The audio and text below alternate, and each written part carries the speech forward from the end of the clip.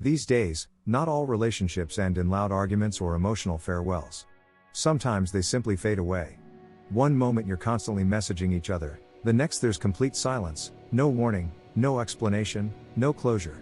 While it's common to discuss what it feels like to be ghosted, it's important to also explore the reasons behind doing the ghosting. Research from Psychology Today in 2018 revealed that about a quarter of both men and women have experienced being ghosted in romantic contexts, and nearly as many admitted to ghosting someone themselves. It's easy to label this behavior as immature or insensitive, but for many, it's not a matter of indifference, it stems from emotional fatigue. For some, disappearing feels like the only option when they're overwhelmed or emotionally spent. If you've ever distanced yourself from a friend, a romantic connection, or even a casual chat, this isn't about placing blame, it's about gaining insight into the emotional dynamics at play when someone vanishes without a word. Often, it's not the person you're avoiding, it's the weight of expectations. When you're mentally drained, even a simple message can feel burdensome. Maybe the other person is asking for more than you can give, or maybe you're just too exhausted to continue engaging. So you delay your response, promising yourself you'll get back to them, but time passes, and it becomes harder to break the silence. It's not about lacking care, it's about lacking energy. Yet, when this pattern becomes habitual, it doesn't just disrupt relationships, it can also leave the other person with unresolved confusion and self-doubt. Even if you never intended to hurt anyone, the absence of communication can deeply impact someone who is emotionally invested. Ghosting doesn't just create distance, it can cause emotional pain, especially when the connection felt meaningful. While avoiding difficult conversations might feel easier, it often leaves a lingering impact on trust and closure. Most people who ghost aren't trying to be cruel, they're trying to avoid guilt. They fear that being honest will cause pain, make them look selfish, or make them feel like the villain. Silence becomes the escape route because it avoids immediate confrontation. But that guilt doesn't vanish, it resurfaces later as regret, disconnection, or shame. The belief that you're a bad communicator grows, and you may start questioning your choices. Psychologists refer to this as emotional residue, the lingering discomfort after an action that felt necessary but left a moral bruise.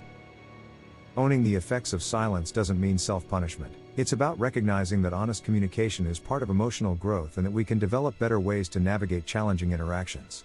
Sometimes, ghosting is tied to personal wounds, like a fear of rejection or past experiences where emotional expression led to punishment or pain. For some, leaving feels safer than staying and being hurt. But over time, consistently avoiding confrontation weakens your confidence and trust in yourself. You might ask why you keep pulling away, why you struggle to express your feelings, or why you feel emotionally detached. A deeper question might be, what is ghosting helping you avoid? Learning to handle conflict with kindness helps us grow emotionally, teaching us to establish boundaries, communicate feelings, and connect more deeply with others. While ghosting might feel protective in the moment, it can reinforce a harmful belief that emotional discomfort is dangerous, leading you to fear closeness even when it's safe. If you've experienced trauma or grew up in chaotic environments, your nervous system may be wired to interpret emotional intensity as a threat, even when it's not. That gut feeling of wanting to disappear isn't heartlessness, it's self-protection. But the way things were doesn't have to define how they remain. You can retrain your emotional responses and realize that honesty doesn't always end in disaster.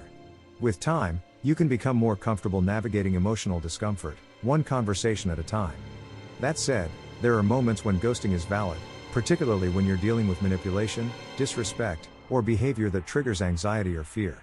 If someone consistently violates your boundaries or makes you feel unsafe, you don't owe them an explanation. In some cases, silence is a protective barrier. Trust your instincts, especially when you've just met someone who gives you bad vibes. Preserving your peace is reason enough. If you've ghosted in the past, it doesn't define your character. This isn't about shaming, it's about reflection, understanding your emotional patterns, and learning how to care for yourself and others with more awareness and courage. If you've ever ghosted or been ghosted and discovered something meaningful in the process, sharing your experience could offer insight to others.